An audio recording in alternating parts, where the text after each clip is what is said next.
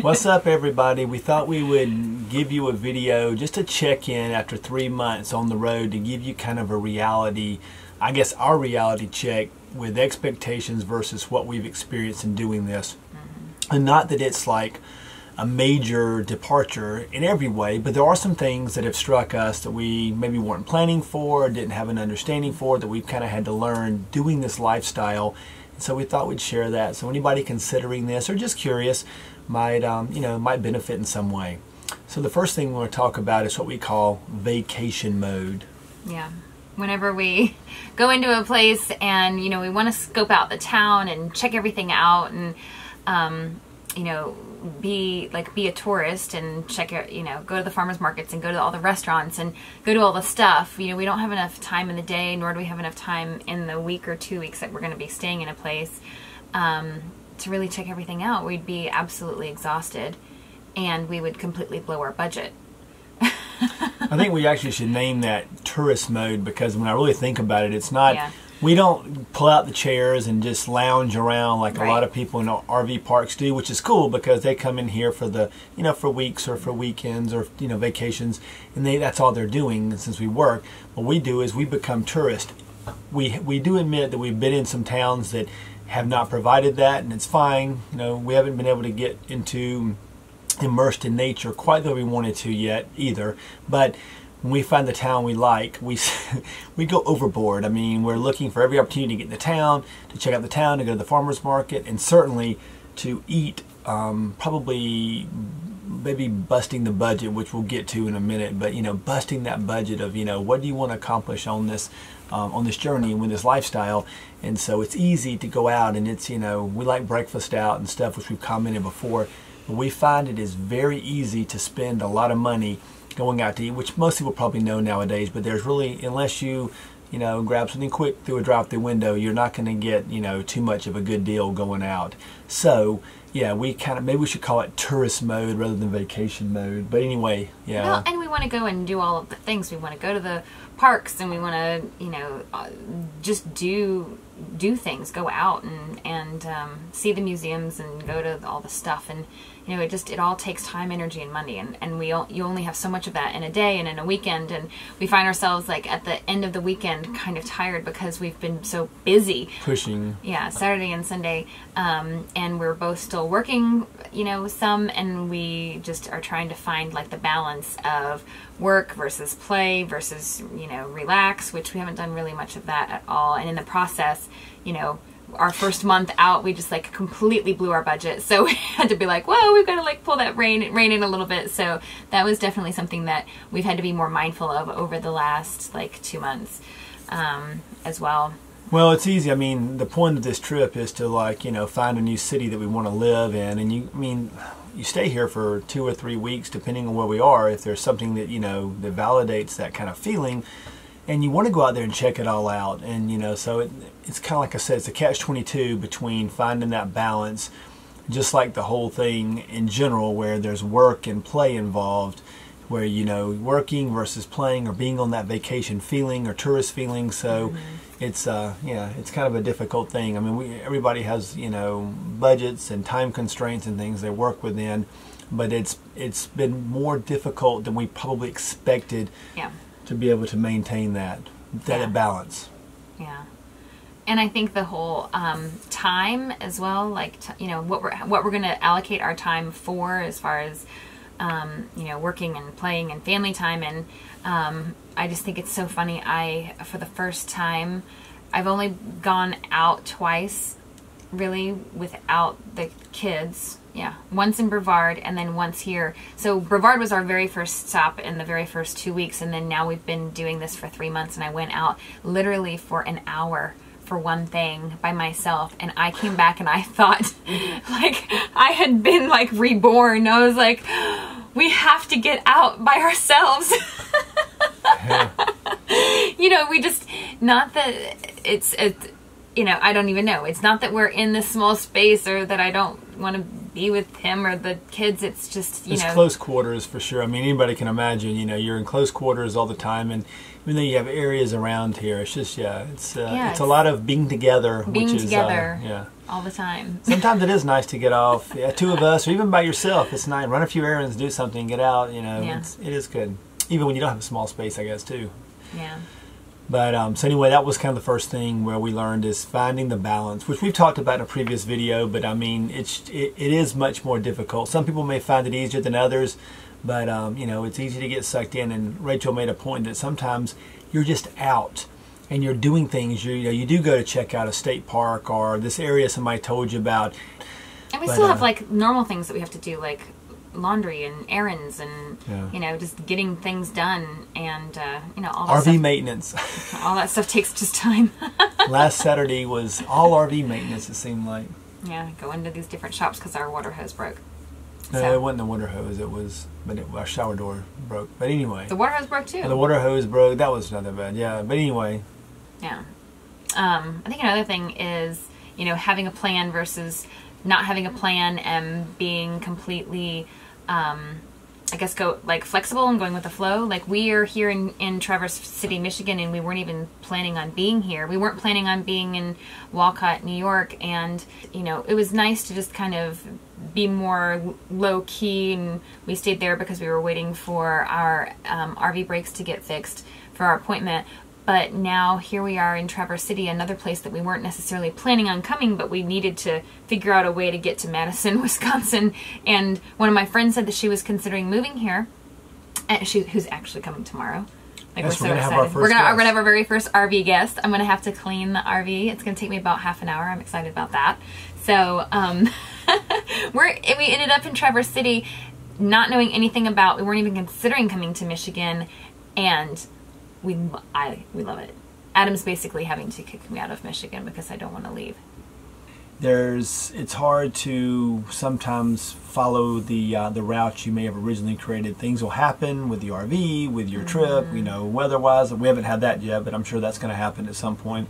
Yeah. But you have to be flexible, and in being flexible, Walcott was nice because we got to kick back and we did relax. There wasn't a lot going on there. Had an awesome campground, and you know, just to relax. But here, there's a lot to do, and it's exciting. And this is probably the best campground we've stayed at. It's by far the best campground. It's awesome. But the town is a draw too. Love Traverse City, and it's fabulous. So it's easy to fall in love with a place when it's so wonderful, and the leaves are changing colors and all of this great stuff. And we've never experienced all of this stuff. So because we were able to just say, all right, well, let's do this, and we'll stay here for. And we actually ended up extending our stay here too, and I think not being tied down to one idea of having to be, you know, and it's, I guess, on a time frame is really nice. Yeah, the flexibility too. When we decided to stay here, we're only really staying in any place for like 1 to 2 weeks. Although we did realize another thing, I think that would be that for us going, you know, staying in a place for 1 or 2 nights really didn't work for us. We did that for the week that we were going from Walcott to here. Yeah, we traveled 3 places in 1 week, and that was a lot for us. Well, after 2 weeks, I start to get kind of itchy to leave. And you're not here. It's 3 weeks, and you're not itchy. Well, this is going on the 3rd week, and you're not itchy. But Megan's coming. Well, you like this city. It's cool. And by the way, Traverse City is awesome. We haven't experienced winter here, and we know it's a little bit on the rough side. So there's like shoveling roofs involved. Shoveling the snow off a roof, yes. Yeah. Anyway, Florida girl doesn't really. Not that I have experience with that, but yeah, I think the concept blows her mind. One thing that has been interesting to note is that Kaylin is having a little bit of a hard time.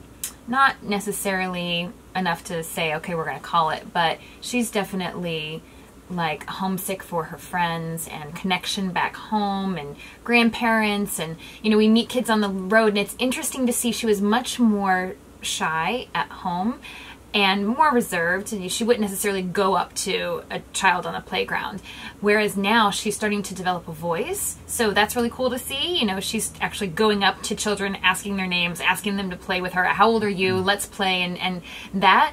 But she's also, you know, wanting to connect with her old friends and family, which is understandable. And she's also like really enjoying meeting people that are kind of like the grandmother, grandfather figure as well.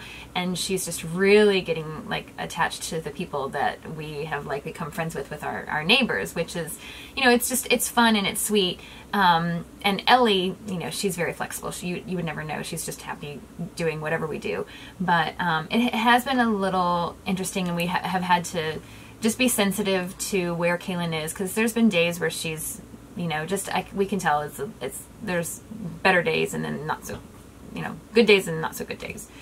Now, outside the RV itself, there's a lack of stability, obviously, going from one place to another, and seeing people that she likes for days or weeks come and go, and then we come and go. So yeah, and whether there's a campground owner that's been really nice, or our neighbors that park beside us for a period of time. You know, that kind of talks or brings us to the idea of, you know, the kind of RV to buy. You know, we got this is it 42 or 43? 42. 42 foot. Yeah, our RV is 42 feet long, and it doesn't allow us to get into very many of the state parks. I think it's like, what, 7% or something? Not very it's many. 7% of the national parks. 7% of the national parks. But not very many state parks either. Yeah, and right now we're staying at a park that has, it used to be an old Airstream park, so the majority of the RVs here are Airstreams, and they're of course much shorter and much more compact, and we walk around and we have like Airstream envy. And you know, it just makes us think, you know, oh wow, in our next RV we would love to have something that we would be a little bit more compact and be able to get into more places and kind of, you know, I think be more flexible and versatile with our home, and so we could enjoy kind of where we are a little bit more, and you know, ultimately like get the smallest RV that we could get away with. And I'm not sure what that is. Whatever the biggest Airstream they make is. We did find out the Airstreams, actually, we found a triple axle Airstream with a slide. We did. And they made it for 2 years, if anybody wants to know. And they're $100,000 now. So they're like buying a new one. I've heard this comment many a times that, yeah, you want to get the smallest RV that you can comfortably be in, but what you get, whether it's a Class A or a Class B, C, fifth wheel, travel, whatever, I mean, you get what fits your lifestyle. I mean, depending on what you want to do and how many people you have in it. And for us, because we are still working and we do need some separation, and the fifth wheel basically provides you with the most space you're going to get. It was, you know, kind of our only choice. But yeah, it's hard to say. I mean, you're traveling around, and I think ultimately we figured when we set this thing up somewhere, even if it's not inside a, you know, national park, we may be stuck outside of some of these places, but we'll take the truck. For me, it would have been nice if we could have had a little smaller, maybe towable RV that we could have had a little bit of a I don't know. We didn't need the dually truck. We like the truck, but it's just, you know, it's difficult. It's a big Mama Jamba to park truck and get places. And when there's not we just went today and pulled in up to a trailhead, and it was this little horseshoe kind of parking area, and there was really nowhere to put this big truck that it wasn't going to stick out. And we don't want to be in every, you know, we don't want to take up 3 people's, you know, car spaces. You know, I mean, I know it's not quite that long, but yeah, but it is. I mean, it seems like we have to take up more than one space, and even when they're not marked, so it becomes a little bit inconvenient. You do what you have to do, and everybody makes a choice. This happened to work for us, and right now we're not ready to move into an Airstream because of the lack of, you know, separation and stuff. But yeah, I mean, it's kind of your personal preference. But there are we see lots of awesome RVs, of course, and we're in these big RV parks, and it kind of, you know, yes, there's lots of Airstreams in this particular park, but there's other RVs that are pretty cool too that people have, and it's amazing what they do with them.